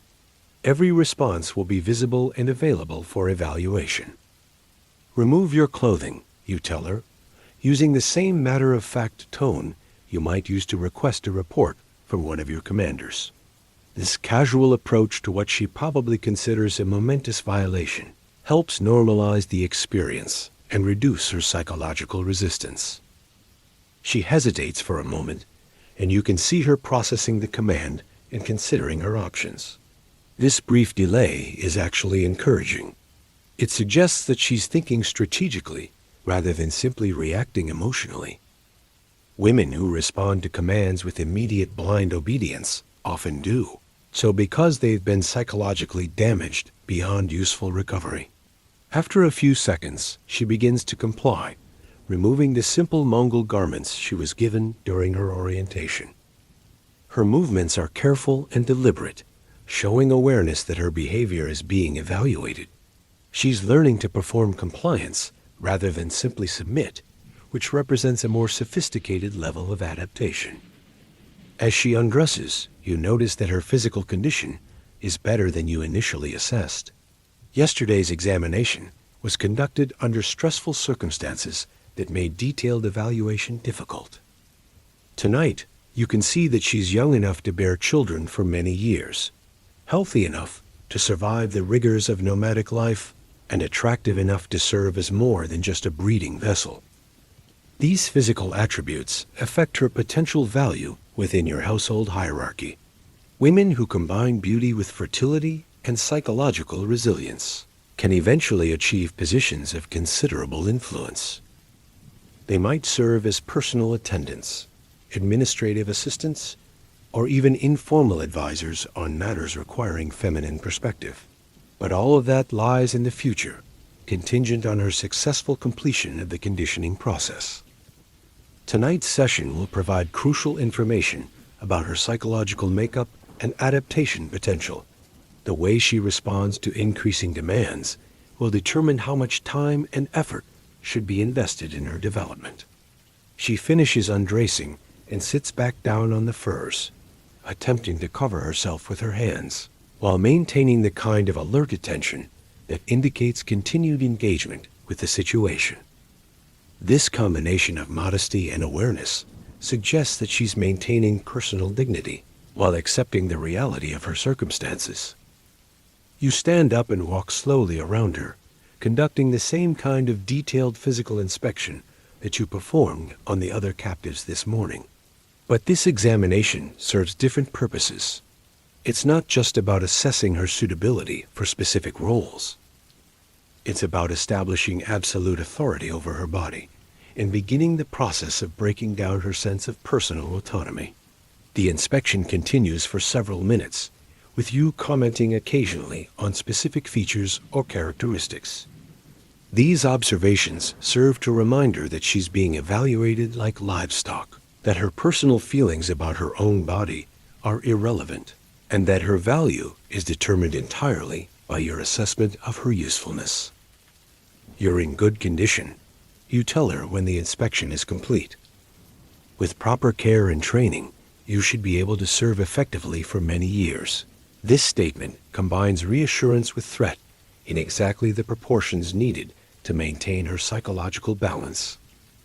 She's being told that she has value and potential for survival, which provides hope. But she's also being reminded that her continued existence depends on her ability to meet your requirements, which maintains appropriate fear. You return to your position on the bed and gesture for her to approach.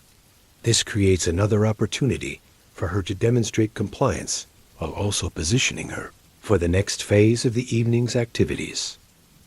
Each small act of obedience makes the next one psychologically easier, creating momentum toward complete submission. She moves toward you with obvious reluctance, but without outright refusal. This is exactly the kind of response that indicates successful conditioning progress. She's afraid and unwilling, but she's prioritizing survival over personal preferences. Over time, this practical decision-making will evolve into genuine cooperation and eventual enthusiasm. What happens next follows patterns established through years of experience with similar cases. The goal is to create an intimate physical relationship that serves as the foundation for psychological dependency. She needs to learn that her body belongs to you completely, but also that cooperative behavior brings rewards in the form of reduced violence and occasional expressions of approval. The process begins with careful attention to her psychological responses. Too much force too quickly can cause the kind of trauma that interferes with long-term conditioning goals. Too little assertion of dominance allows her to maintain psychological independence that might later manifest as resistance or escape attempts. You begin with simple commands that establish control over her movements and positioning. Each instruction is followed by evaluation of her compliance and adjustment of your approach based on her responses. Women who cooperate immediately receive gentler treatment. Those who resist face escalating pressure until they submit. Kolan's responses indicate that she's processing the situation strategically rather than just reacting emotionally. She complies with commands, but she's clearly calculating the costs and benefits of different behaviors. This kind of rational engagement with her circumstances suggests that she has the psychological resilience needed for successful long-term conditioning. As the session continues, you introduce elements of reward alongside the basic assertion of control. Compliance brings verbal approval, gentler handling, and brief respites from demanding requirements. These small positive reinforcements help her begin to associate cooperation with improved treatment. The combination of physical dominance and strategic reward creates the psychological foundation for her eventual transformation. She's learning that resistance is futile and painful, but also that cooperation brings tangible benefits. Over time, this cost-benefit analysis will become internalized, making her willing participation seem like rational choice rather than coerced compliance. By the time the session concludes, several hours later, Kulan has demonstrated the kind of adaptive response that suggests successful conditioning potential. She's afraid and traumatized, which is appropriate and expected. But she's also beginning to understand the rules that will govern her new existence and the behaviors that will maximize her chances of survival. You allow her to dress and return to her corner of the tent, but the dynamic between you has fundamentally changed. This morning she was a terrified captive who could barely function. Tonight she's a woman who understands that her future depends on her ability to serve your needs and satisfy your requirements. The transformation isn't complete, of course. Full conditioning takes months of consistent application of pressure and reward. But tonight's session has established the foundation for that longer process. She's begun to accept your authority over her body, her movements, and her choices. Everything else will build on that fundamental submission. As you prepare for sleep, you reflect on the day's accomplishments. Yesterday's raid netted 50 new captives who are already being integrated into your expanding empire. Kulan's successful initial conditioning suggests that at least some of them will adapt well to their new roles.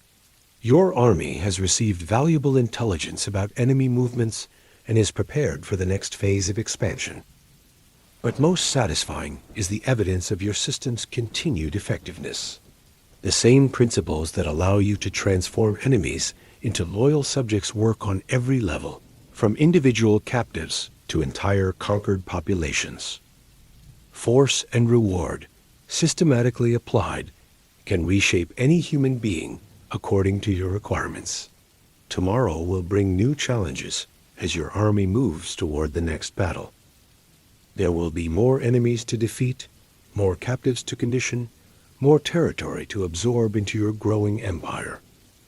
But tonight, surrounded by the sounds of your peaceful camp and the evidence of your expanding power, you can rest satisfied that the foundations of conquest are solid and growing stronger. Outside your tent, hundreds of women who were once your enemies are learning to think of themselves as Mongols. Their children will grow up as loyal imperial subjects with no memory of their mothers' previous identities. Within a generation, entire conquered peoples will be indistinguishable from your original followers. This is how empires are really built, not just through military victories, but through the systematic transformation of human identity itself. Every woman sleeping in your camp tonight represents a victory more complete than any battlefield triumph. They've been conquered not just physically, but psychologically and culturally. And tomorrow, the process will continue with fresh captives and new opportunities for expansion. The steppes are vast, filled with tribes that haven't yet learned to serve your vision of empire. But they will learn, one captured daughter at a time, one broken family at a time, one transformed identity at a time. You drift off to sleep with the satisfaction of knowing that your methods are working exactly as designed. Somewhere in the darkness, Kulin is probably lying awake, processing the events of her first full day as your property. She's beginning the long journey from terrified captive to willing collaborator, and every step of that journey serves the larger goals of conquest and empire.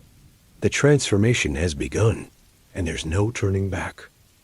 For her, for the other captives, or for the countless women who will follow them into the systematic destruction and rebuilding of human identity that your empire demands.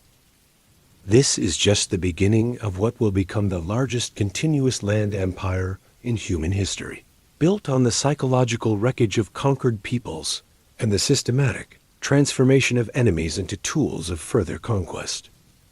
Sleep comes easily when you know that every element of your system is working perfectly.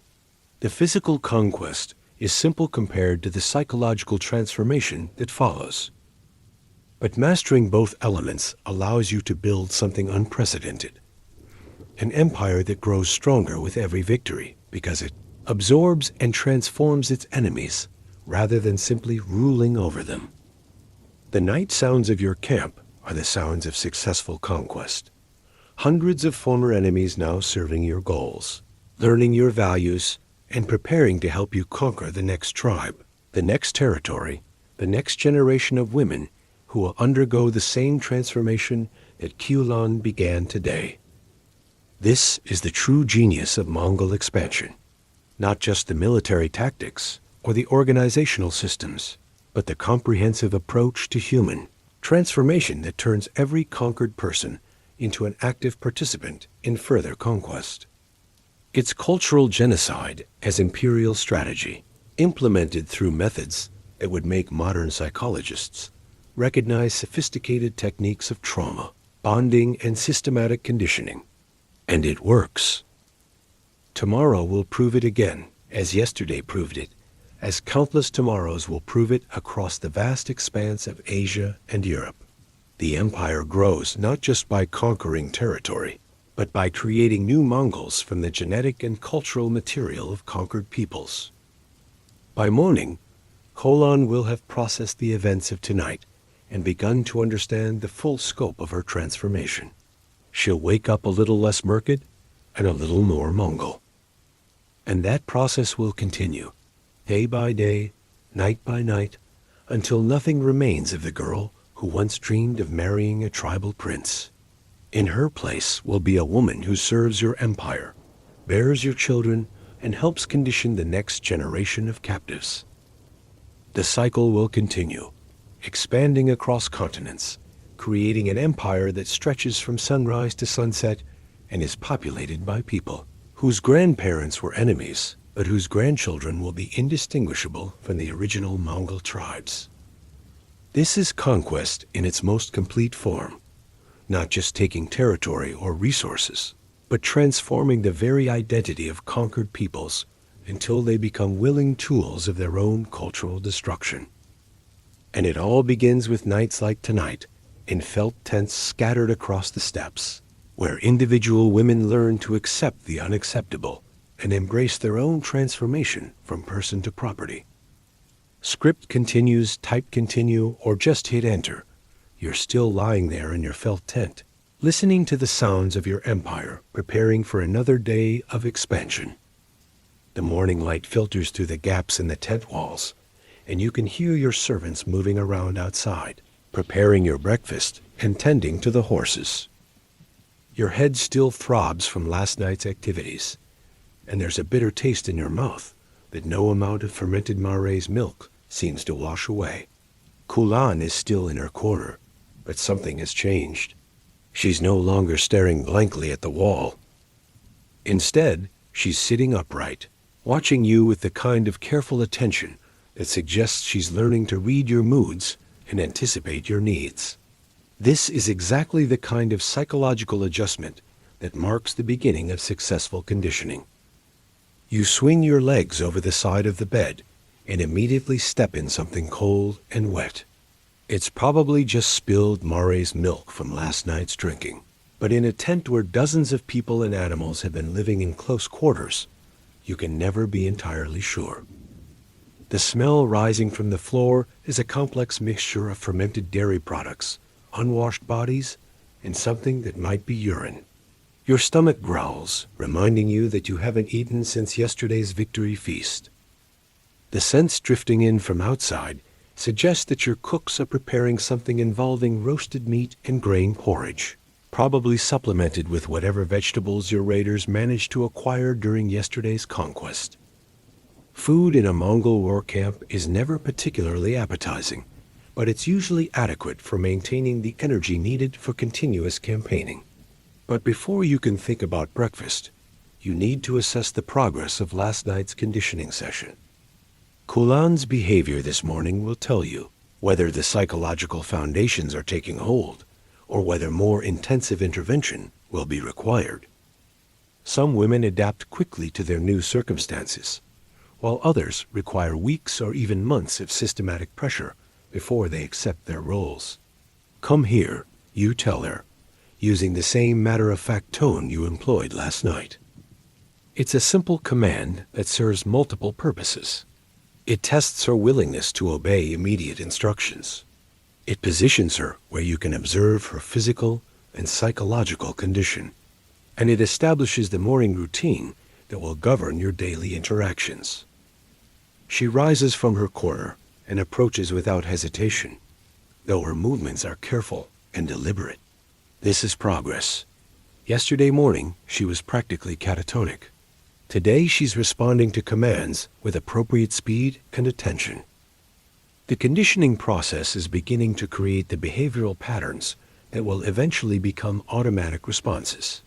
You examine her face as she comes closer, looking for signs of psychological breakdown or unusual resistance. Her eyes are still red from crying, but they're alert and focused. She's maintaining eye contact when directly addressed, which suggests that she's engaging with the situation rather than retreating into complete psychological withdrawal. "How did you sleep?" you ask, though you already know the answer. She probably didn't sleep much, if at all. The first few nights are always difficult as captives process the reality of their new circumstances and begin to understand what their future will entail. "Poorly, Khan," she responds quietly. The fact that she's using your title without being prompted indicates that yesterday's orientation was successful. She's learning the basic protocols of respect and submission that govern interactions within your household. More importantly, she's speaking in complete sentences and responding to questions with appropriate content. Some women become so traumatized that they lose the ability to communicate effectively, making them unsuitable for anything beyond the most basic physical functions. Kulan's continued verbal competence suggests that she retains the psychological resources needed for more complex conditioning. That will improve, you tell her, which is both reassurance and threat. She'll sleep better once she accepts her circumstances, but that acceptance requires the abandonment of everything she once was. The promise of improved rest is contingent on her willingness to undergo complete psychological transformation. You walk toward the tent entrance, gesturing for her to follow.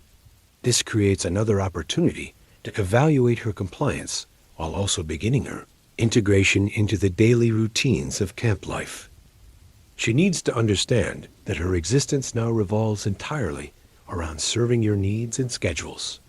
Outside, the camp is bustling with the organized chaos of an army preparing to move. Your warriors are checking their weapons and equipment. Servants are packing supplies and preparing food, and the various captive populations are being organized for transport. It's a complex operation that requires precise coordination of thousands of people and animals. Kulan's eyes widen as she takes in the scope of your traveling household.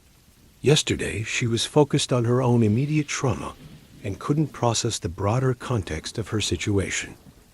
Today, she's beginning to understand that she's now part of a massive military and social organization that spans multiple conquered territories. The realization is clearly overwhelming. She's not just one man's captive. She's a tiny component in an imperial machine that encompasses thousands of people and stretches across vast distances. Her individual fate is insignificant compared to the larger goals of conquest and expansion that drive this entire enterprise. "This is your world now," you tell her, sweeping your arm to indicate the sprawling camp around you. "Everything you see belongs to me, and everyone you see serves my purposes. Your old life was small and meaningless. This life offers possibilities you never imagined." This kind of perspective shifting is another crucial element of the conditioning process. By emphasizing the scale and importance of your empire, you make her previous existence seem petty and insignificant. Over time, many captives begin to feel genuinely grateful for the opportunity to participate in something so much larger than their original communities. The psychological effect is enhanced by the visible evidence of your power and success. Everywhere she looks, there are signs of wealth and organization that dwarf anything she would have experienced in her tribal village. Warriors wearing fine armor, horses bred for strength and speed, supplies and equipment that represent the accumulated wealth of dozens of conquered peoples. Your breakfast is waiting at the usual location, a low table surrounded by cushions and serviced by a small army of attendants. The meal itself is more elaborate than what you ate yesterday, reflecting the continued success of your military operations and the availability of fresh supplies from recent conquests.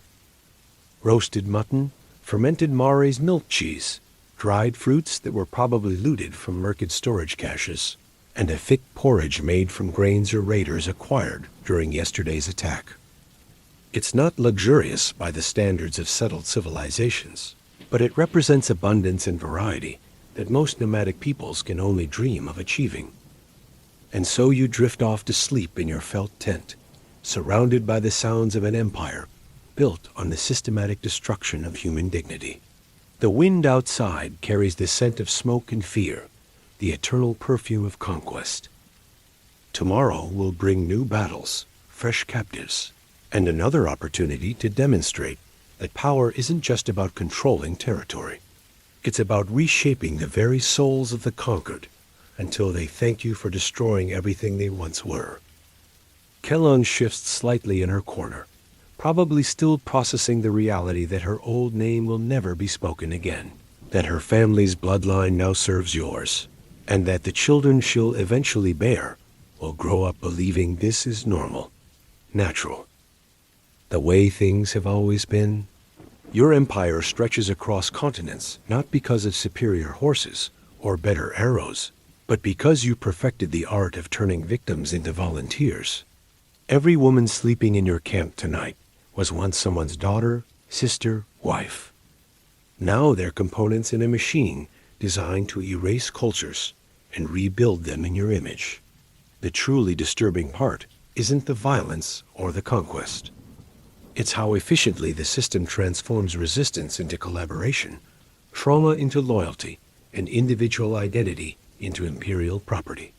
Within a generation, entire peoples forget they were ever anything other than Mongol. But you're probably too tired to think about the philosophical implications of cultural genocide. Your eyes are getting heavy, your breathing is slowing down, and somewhere in the distance, a woman who used to be someone else is learning to find comfort in her own destruction. Sleep well, and maybe don't think too hard about how many civilizations have risen and fallen using variations of these same techniques. History has a way of repeating itself, one broken identity at a time.